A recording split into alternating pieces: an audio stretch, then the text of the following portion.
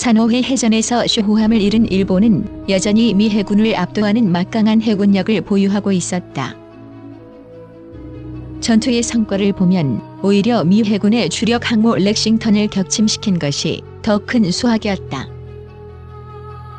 나머지 미 항공모함도 모두 소탕하고자 했던 야마모토 사령관은 미드웨이에서 결전을 치르기로 계획한다. 그러나 계속된 작전에 지친 해군 지휘부에서는 반대 여론도 만만치 않았다. 진주만 공습을 시작으로 쉴 새 없이 남방 작전에 동원되었던 일본 해군은 휴식과 정비가 필요했기 때문이다. 여기에 산호해 해전에 투입됐던 쇼카쿠와 즈이카쿠의 수리가 완료된 후에 작전을 실시해야 한다는 주장도 있었다.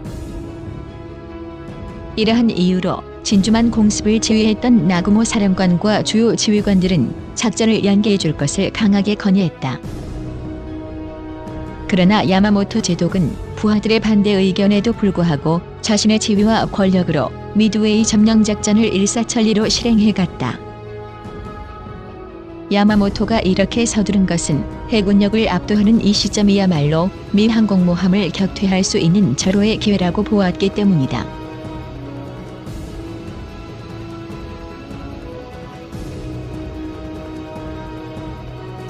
하와이 미 해군 정보부는 일본군의 무전 감청과 암호 해독을 전담해온 부대였다. 이들은 1942년 4월부터 일본군의 무전 내용에 AF라는 문자가 자주 등장한다는 사실에 주목하게 된다. 이후 AF 근처를 지나고 있다는 일본 정찰기의 비행 경로를 지속적으로 추적한 결과 AF가 미드웨이 섬일 것이라고 짐작하기 시작했다.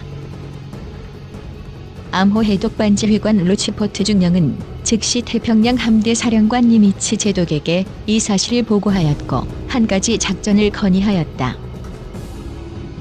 미드웨이의 담수 시설이 고장났다는 내용의 가짜 전문을 암호문이 아닌 평문으로 송신하자는 제안이었다. 이 건의를 받아들인 니미츠 제독은 즉시 실행에 옮겼다. 이틀 후 일본군이 AF의 물 부족이라는 무전을 주고받는 것을 확인한 미 해군은 AF가 미드웨이 섬을 뜻하는 것으로 확신하게 된다.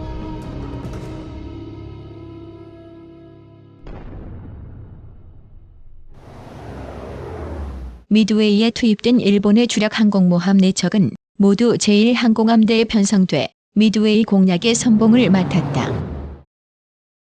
제1항공전대 사령관이었던 나구모 중장이 제1항공함대 지휘관으로 임명됐다. 그 뒤를 이어서 야마모토 제독의 주력 함대에는 세계 최대의 전함 야마토를 비롯해 10여 척에 달하는 전함이 수송병력과 함께 기동했다.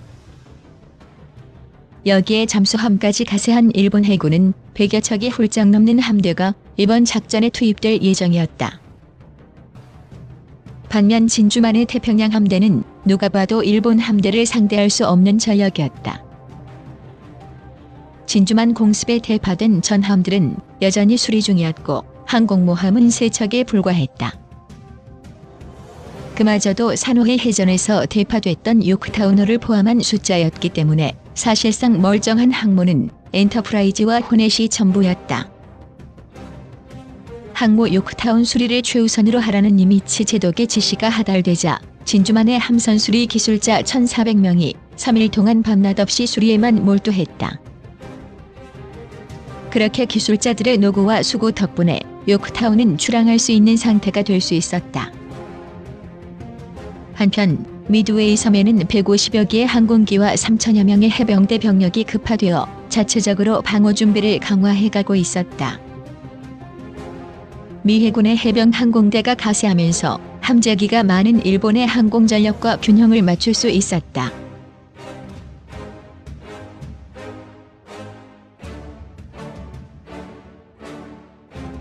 (5월 27일) 진주만에서 요크타운을 수리하는 사이 일본은 연합함대가 본토를 떠나 미드웨이로 출격하고 있었다. 제1항공함대 지휘관 나구모 사령관은 미드웨이 주변의 해상 제공권을 장악하고 섬에 주둔하고 있는 미 항공 전력을 파괴하는 임무를 맡았다. 그 뒤를 이어서 야마모토 사령관의 연합 함대가 접근해 해군과 육군 병력 6,000명을 상륙시킨다는 계획이었다. 한편 미 해군 기동함대의 전체 지휘권을 맡은 제 플래처 소장은 항모 요크타운과 17기동함대를 이끌었고, 엔터프라이즈와 호넷이 편성된 16기동함대는 스프루원스 소장이 지휘했다. 그러나 플래처 제독은 요크타운의 수리 문제로 인해 16기동함대보다 이틀 후에야 미드웨이로 출발할 수 있었다.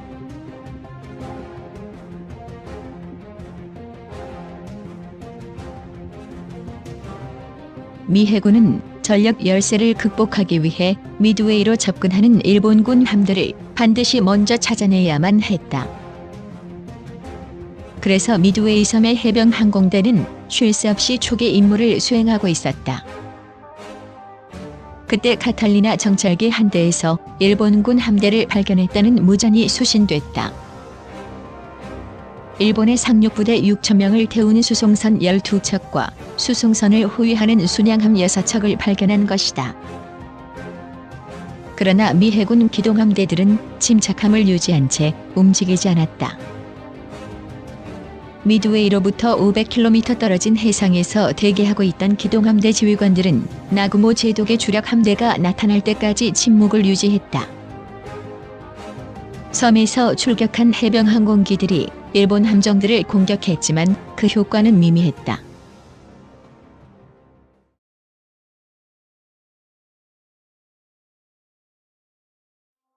(6월 4일) 새벽, 나구모 사령관이 이끄는 제1항공함대가 미드웨이 서북쪽 해상에 나타났다. 일본은 즉시 정찰기를 발진시켜 주변 해역을 수색했지만 기체결함과 기상 악화가 맞물리면서 예상 범위의 절반 정도만 정찰하고 복귀해야 했다. 결국 일본은 미 항공모함의 존재를 찾아내지 못한 상황에서 일출 직전에 미드웨이 공습을 준비하게 된다. 99식 함상 폭격기와 97식 함상 공격기, 그리고 이를 호위하기 위한 제로 전투기들로 구성된 1차 공격대는 전체 함재기의 절반에 달하는 108기가 출격하였다. 5시 15분경 미 해군의 카탈리나 정찰기 한 대가 일본 정찰기를 발견하게 되고, 이를 수상히 여긴 조종사가 주변 해역을 샅샅이 수색한 결과 마침내 나구모 기동부대를 발견하게 된다. 당시 카탈리나 정찰기 조종사였던 아데이 대위는 즉시 이 사실을 본부에 타전했다. 이뿐만 아니라 일본의 수많은 항공기가 미드웨이 섬을 향하고 있다는 사실도 후속 정찰기에 의해 발각되고 만다. 오전 6시경 보고를 받은 미드웨이 항공기지에서는 즉각 전투기 26기를 출격시켰고, 동시에 16기의 공격대가 나구모 함대로 향했다. 같은 시각 일본의 주력 항모가 발견되자 미 해군 기동부대 사령관들은 즉시 항공모함의 공격 준비를 명령하였다. 그로부터 10여 분 후 미드웨이 상공에서 대면한 미국과 일본 항공기들 사이에 공중전이 벌어지기 시작했다. 그러나 성능과 실전 경험에서 앞선 일본의 제로 전투기들이 점차 우세를 점쳐가게 되고, 그 사이 일본의 폭격기 편대들은 미드웨이의 주요 시설들을 폭격하였다. 공격의 성과가 불만족스러웠던 일본 토모나가 대위는 함대 지휘부에 2차 공격이 필요하다는 신호를 보냈다. ネゴ君。はい。敵空母の出現に備え、赤城の攻撃機の半分には必ず魚雷を抱かせ待機させておくように。わかりました。 당시 일본 항공모함 갑판 위에서는 혹시 모를 미 해군 항공모함을 대비하기 위해 어뢰를 장착한 공격대가 대기하고 있었다. 報告します。第一次攻撃隊より入電。爆撃効果不十分。ミッドウェイ島への再攻撃の用ありと認む。以上です。通信。は。赤城に信号。第二次攻撃隊直ちに発進の用ありと認む。は。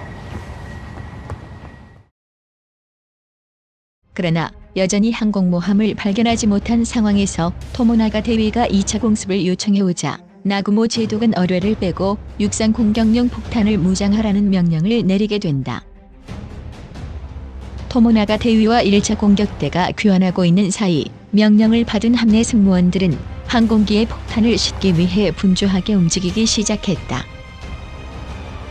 그리고 이때 공격 타이밍을 저울질하고 있던 미 해군 항공모함에 발진 명령이 떨어졌고 16기동 함대 항모 엔터프라이즈와 호넷에서 총 117기의 함재기가 출격했다.